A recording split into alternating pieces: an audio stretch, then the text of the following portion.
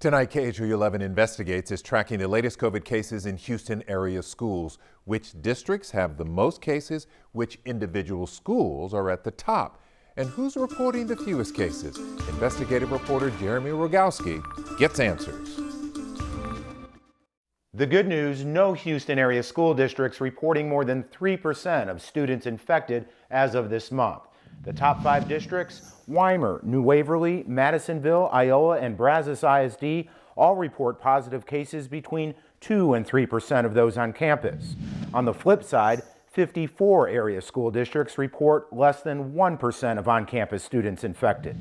Those include districts like Stafford, Wharton, and Devers ISD, which are reporting 0 student COVID cases.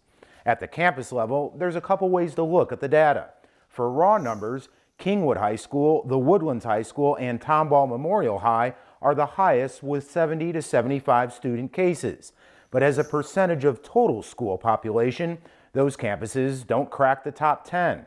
The highest infection rates by campus are at New Waverly High School, Brazos High School, and Madison High School in Grimes and Madison counties. It's important to note that only 58% of students are on campus. The rest are learning remotely. That's according to estimates from the Texas Department of State Health Services. And those numbers could change as parents may switch their learning methods come second semester. That news is encouraging. KHOU 11 is your education station. Remember, text the word school to 713-526-1111 for a link to track COVID cases at area school districts and more.